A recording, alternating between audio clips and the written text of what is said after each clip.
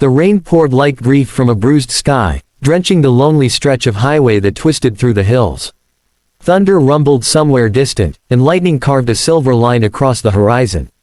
Mark Reynolds gripped the steering wheel of his old white pickup tighter, squinting through the windshield wipers as they fought a losing battle against the storm. He wasn't supposed to be out this late. His daughter, Emily, was waiting at home. But the grocery store had called about his card not working, and he'd gone to fix it. He had no idea that the drive back would lead to something that would change not one life, but two. Through the sheets of rain, he suddenly saw a silhouette trudging along the road. The figure was small but steady, a backpack slung over one shoulder. As he slowed down, his headlights revealed a woman in soaked military fatigues, her hair plastered to her face, boots splashing through the puddles. She looked exhausted but determined, like she'd been walking for hours. Mark pulled up beside her and rolled down his window. "Hey, you'll catch pneumonia out here. Need a ride?" he shouted over the pounding rain. The woman hesitated, blinking at him through the storm. Her voice was strong but tired. "Thanks, sir, but I can't trouble you. I'm fine." Mark smiled faintly. "You don't look fine, soldier. Hop in. I won't take no for an answer." After a moment of pause, she nodded and climbed in, dripping water onto the seat. "Appreciate it," she said softly. "I'm Captain Laura Hayes, U.S. Army Medical Corps. Mark Reynolds," he replied. Single dad, construction worker, terrible cook. That earned him a small laugh, the first sign of warmth in her eyes. He offered her a towel from the backseat, and for a few minutes, the only sound was rain hammering against the roof. Laura explained she had just returned from deployment overseas. Her leave got cut short, and her bus broke down miles back. With no taxis in sight and no cell service, she decided to walk the rest of the way to her base.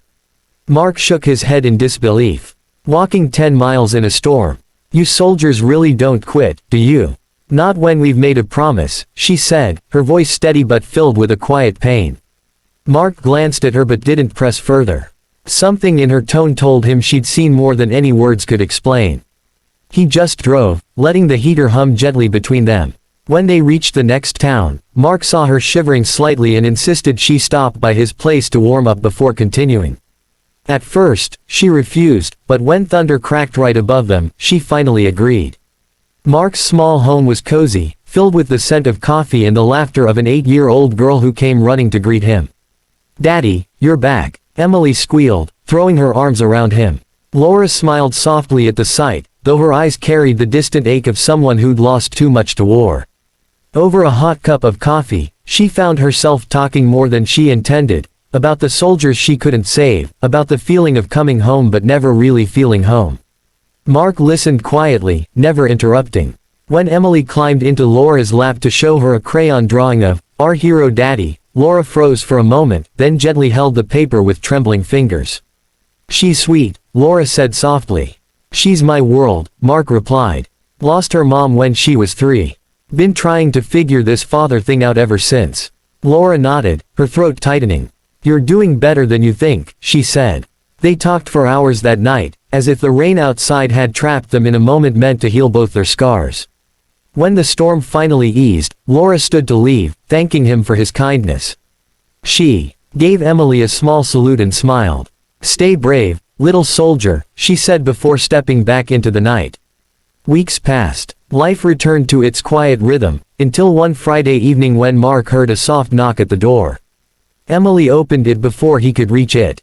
Standing there, in uniform but smiling through tears, was Laura. "I didn't know where else to go," she said, voice trembling. "I got transferred, medical unit stateside. I'm stationed nearby now." Mark blinked, surprised but happy. "That's great news. Come in." Laura hesitated, clutching a folded paper in her hand. "There's more. I got this letter from one of my old patients, a soldier you probably don't even remember helping years ago.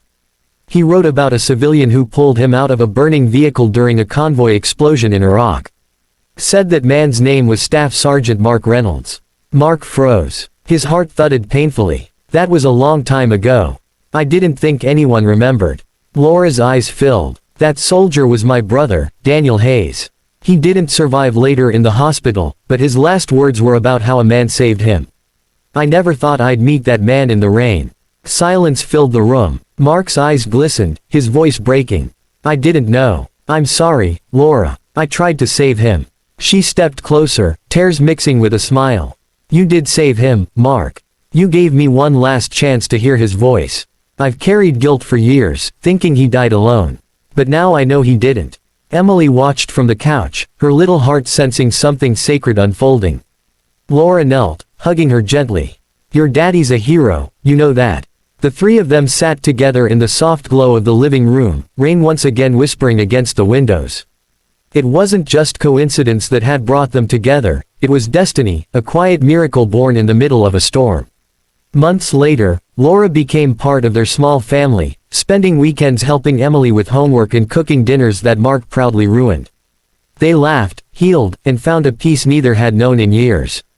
Sometimes, when it rained, Mark would glance out the window and smile. Because he knew, what started as a stormy night and a simple act of kindness had led to something he thought he'd never find again: love, redemption, and a second chance at life. And for Laura, that knock on the door didn't just change her life. It brought her home.